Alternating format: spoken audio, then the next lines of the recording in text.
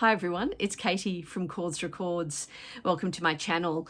I'm going to talk about outsider music, but specifically I'm going to talk about some new music by Andrew Neil. Andrew Neil and Code Purple, his new band. He's an outsider artist living today, and I'll talk about his music and I'll talk about a few of his other albums that he's put out. But first of all, I want to explain to you the connection between Kurt Cobain and outsider music, and also what is outsider music.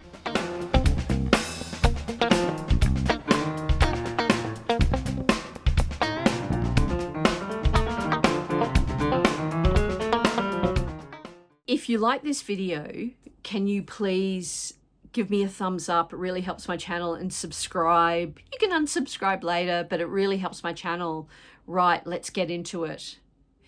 Outsider music was originally born out of France in the 1920s under a term called la brute art, which is called raw art. And traditionally back then it was usually music created by children or by people who were mentally ill. So over the years and over the decades, there's been various definitions of outsider art, but loosely, outsider art is made by artists that are outside the industry. They're running their own race. They're beating to their own drum. Quite often, they do have a diagnosed mental illness. Quite often, more often than not, they're self-taught, and it's often hard music to listen to. It's visceral music. It's music that comes from within. It comes from a very, very deep place within the musician. And there's also outsider art in the visual arts as well, which I'm a massive fan of. So outsider art can be quite, outsider musicians can be quite challenging to listen to, but there are a few that have really broken out, which are fantastic. And I'm going to mention maybe 2 or 3 today before I talk about Andrew Neil, who is still a practicing musician, and you must check out his music. And why is Kurt Cobain mentioned? Kurt Cobain famously listed a couple of outsider albums as his favorite albums of all time. I'll put a link in the description if you want interested in that. There's 50 albums that he's kind of named as his favorite 50. And the 2 albums that he mentioned were by 2 outsider artists, the Shaggs and Daniel Johnston. Daniel Johnston's probably the most famous outsider artist there has been. So who are the Shaggs? The Shaggs were 3 sisters, 1969, New Hampshire, who were put together and forced to play music by their father. It was actually, it feels like almost an abusive kind of scenario. They didn't know how to play.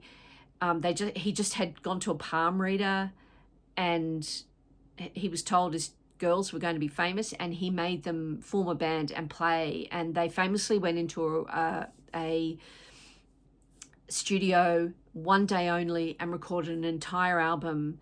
And when you listen to it, it's like nothing you've ever heard. This album is really famous because it's equally in lists of the worst album you've ever heard, the worst albums of all time, as well as the most extraordinary albums of all time. And there are a lot of very famous artists who absolutely adore that album.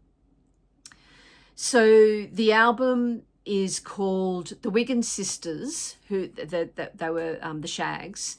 The album was called Philosophy of the World, and there was a guitarist, a drummer, and I think a singer or maybe a bass player. Eventually a 4th sister joined, I think. It is really hard to listen to, and I have done you the favor of creating a Spotify playlist, outside a Spotify playlist, which is publicly available. I'll link it in the description, which will feature a couple of tracks from each of these artists, so you don't have to go looking if you want to stream them. So that's the first one. Kurt Cobain loved that album. Now, fast forward to the 80s and 90s, and this is where outsider music really, really took off. It was almost around that grunge era in Seattle, post-punk era, sort of coming out of the 70s. And there was all this underground music, and outsider artists almost latched on to this kind of sound. And two artists out of this time were Daniel Johnston and Wesley Willis. Now, Daniel Johnston, probably the most famous outsider musician, probably. There has been extraordinary songs, and they're very easy to listen to. He was loved by Kurt Cobain. Someone handed him one of his cassette tapes, and Kurt Cobain famously wore this t-shirt, this art with the artwork Jeremy the Innocent, which was on one of his famous albums, Hi, How Are You? And many photos of him exist with this t-shirt on, and it is one of his favorite albums. Daniel Johnston was a very, very lo-fi musician. His lyrics were exquisitely beautiful, almost childlike. But he definitely suffered from diagnosed mental illness, schizophrenia, and he'd have episodes, psychotic episodes. Famously, once when he was in a small plane, two-seater plane piloted by his father, he had a really bad psychotic episode and thought he was Casper the Ghost, and took the key out of the plane and threw it out the window. And his father had to crash land the plane, and they both survived. The plane didn't, but he was institutionalized after that quite a few times. But he started his career kind of in the 80s while working at McDonald's, I think in Texas, handing out cassette tapes. That he just used to hand them out for free, and that he really gained this cult following. And you can still buy to this day cassette tapes of his on discogs, so have a look at that. Absolutely beautiful, beautiful music. His signature song, True Love Will Find You in the End. There's a beautiful video of him singing that later in life. And he's backed by Lucius, the contemporary female duo band. And it's such a beautiful, beautiful recording. See if you can find that. So the other artist just kind of from that time that I wanted to mention is Wesley Willis. Now, he was from Chicago, African-American, and he was really kind of a punk rocker, really, he was really a punk rocker. In fact, he had a kind of punk rock band in the 90s. And at one point he came to the attention of Rick Rubin from American Records, who might have produced one of his songs. And he again was incredibly unusual, also diagnosed with mental illness. And his music was very punk rocky, and it all was played on this kind of an electronic instrument. And he just used to change the keys and the rhythms. So they all kind of were made out of this machine and all sound sort of similar and the same sort of rhythms. And you can kind of tell it's kind of like his signature sound. And famously, he would greet people with a headbutt.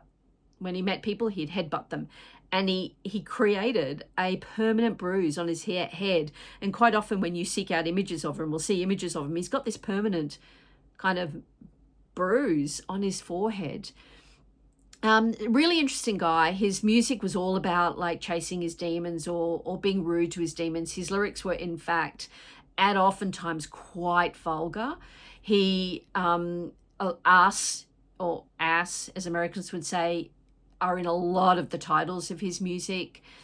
He's probably the hardest out of all these artists for me to listen to. He is quite vulgar, but the actual rhythms and the punk rock of it is really phenomenal. He had a famous song, Rock and Roll McDonald's, which became famous in the that documentary about that guy that ate McDonald's forever. that kind of, I think, led to quite a bit of stardom. He toured the world. He was also a visual artist. He did comic books and a lot of kind of very fine drawing art. And this is a kind of a similarity with outsider artists. They do tap into kind of an artistry within their creativity, and so they're not just musicians. They often do art or drawings or paintings or scribblings. So it's a kind of a 360 in their world of art. So we've talked about the Shaggs for the 60s. They only went for a few years. We've talked about Daniel Johnston, who really started in the 80s, and then Wesley Willis, who really kind of had his moment in the 90s. All Daniel Johnston and Wesley Willis have both passed away, which brings me to Andrew Neil, who is a man in his 30s, currently performing regularly at a cafe in Virginia, who is prolific in his music. And he has a similar story. He is definitely an outsider artist. How I found him was completely randomly. I had done my video many, many months ago on Jackson C. Frank, and he private messaged me on my Instagram and said, my father has done a beautiful version of one of his songs, Carnival, I think it was. And it was beautiful. So hats off to Andrew Neil's dad. And I just responded and said, oh, that's great. And he said, I'm a musician as well. Can I send you my music? And I went, sure. And so he did a link to a couple of his bits and pieces, and I looked into him. And this guy is extraordinary.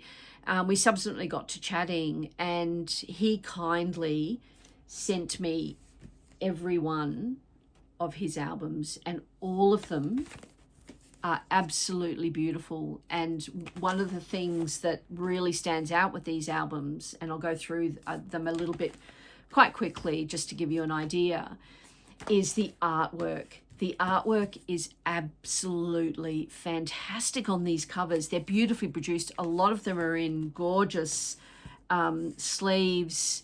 They're heavyweight vinyl many of the times. These are beautifully produced albums. So who is Andrew Neil? He's got a whole little kind of business situation going. He sent me a whole bunch of tchotchkes, just flyers and bits and pieces with all this, as well as every CD he's ever put out, including stuff you can't get on vinyl there. And that's him there, and I'll put other photos of him up. So he is a self-taught musician.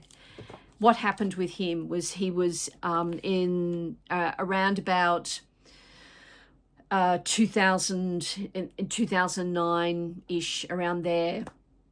He was about 19. He had a horrific car accident, and subsequently, not long after, he started having psychotic episodes. He also suddenly started playing the guitar, and just extraordinary to kind of wake up from, and from a car accident and want to be a musician. But the psychotic episodes, and he has since been diagnosed with a range of disorders, including schizoaffective disorder and complex PTSD. Unfortunately, what happened was during one of these psychotic episodes, he stabbed his brother in the arm, and he was farmed off to jail for 7 months, and his family and attorney fought for him to be released, and quite rightly said he doesn't need to be incarcerated, he needs help. And so what happened was he then was farmed to a asylum for 3 years, which is a foreign concept to me because we don't have that in Australia anymore. But he was in this institution for 3 years, and he is the first musician ever to fully write and record a full album while being in an asylum. And that album was called Code Purple. So you can still get these on his website, which I will link to underneath. And beautifully produced. And that's him in his younger days. So first album ever to be produced only musician ever to do it, to write. He had a little battery operated Tascam recorder in the hospital and recorded. He wrote, I think, about 70 songs, and he put together this album when he was eventually released. And since then, he is more or less a recluse, lives in his parents' basement, and his dad runs a little kind of business to help him out and selling these records. And he plays at a cafe, and he has recorded, as I said, quite a few albums. And if I can describe the style, his writing is beautiful. It's very rhythmic, very tuneful. And if you can think of, it's sort of like it's grungy and moody like Kurt Cobain, and you can hear the influence of Kurt Cobain in him. It's really, really well executed. But at times it's got that very lo-fi, dark, Nick Drake, Elliott Smith style music. And so that's what you're getting. Highly produced, really well produced. He's self-taught guitar, and he just plays where his fingers kind of take him. They're not really strong chord structures, but for some reason it all comes together. And one of the beautiful things about him are his lyrics. He's clearly a poet at heart, and he does talk a lot about really dark material about his inner self and his own inner demons. But he's quite very funny with it. He's got a very funny turn of phrase and dare I say, quite a black humor. And it's just stunning music. So I'll just take you through a couple of the ones that I really love. This one is called Merry-Go-Round. Look at that beautiful cover. Some of these, I'm not sure which ones, were done by his brother and then some by another artist. But I just love every one of them. You can look him up and read all about him. But this one was his second album, released in 2018, and it is just beautiful. The lyrics on this one are just quite stunning. The other album that I did want to just kind of briefly talk about is Freak. And his brother did this one and has done a beautiful animation. If you go to his Instagram, you'll see this kind of come to life in an animated way. It's just absolutely beautiful, like the artwork itself. But this one is also stunning, and this one was released in 2018 after Merry-Go-Round, and I really could not love this more. It's kind of got the feeling of he's already released a couple of albums. He's kind of learning his chops a bit. He's getting used to things, and you feel like it's the first time he's really kind of breaking out. And then what he did was it is quite grunge.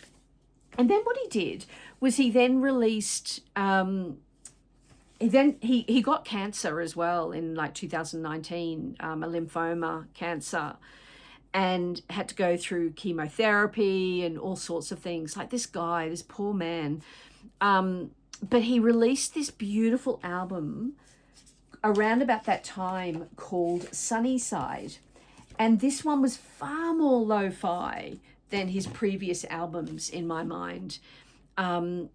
Just very, almost not unlike, I guess, Daniel Johnston in parts.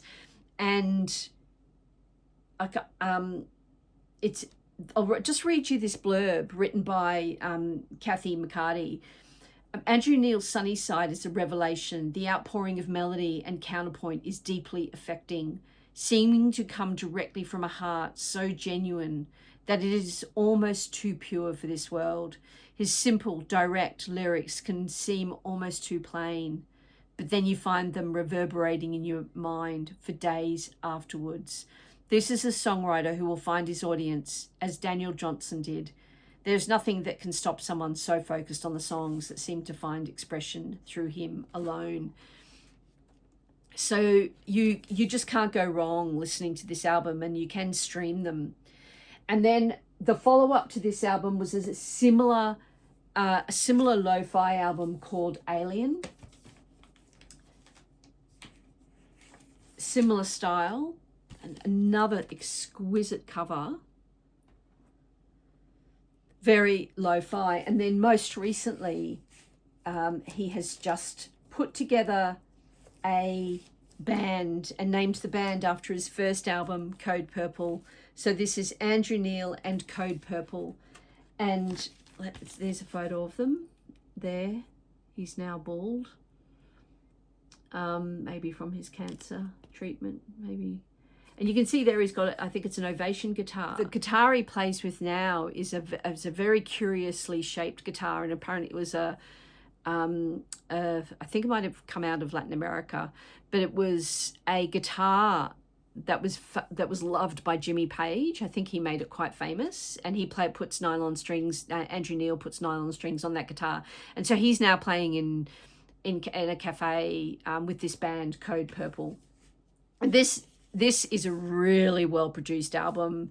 They obviously have gone into the studio as they have with a few of these albums.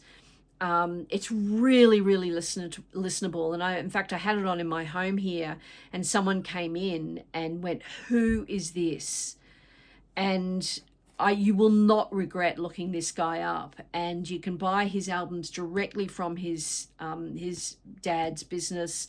I'll link to Bandcamp, and I'll just say, so thank you to Andrew for sending these over to Australia from America. I really, really appreciate it.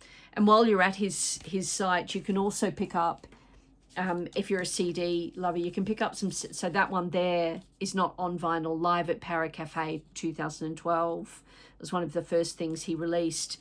And you can pick up all these albums on CD.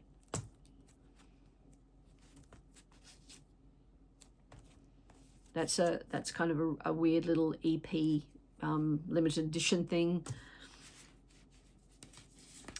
And the original Code Purple. So there you have it. A little bit of a video about outsider music, a look at some outsider musicians. Please check out Andrew Neil. You won't be disappointed. If you like kind of grunge music, you like Kurt Cobain or even Elliott Smith, this guy's the real deal. All right, I'll see you in the next one. Bye.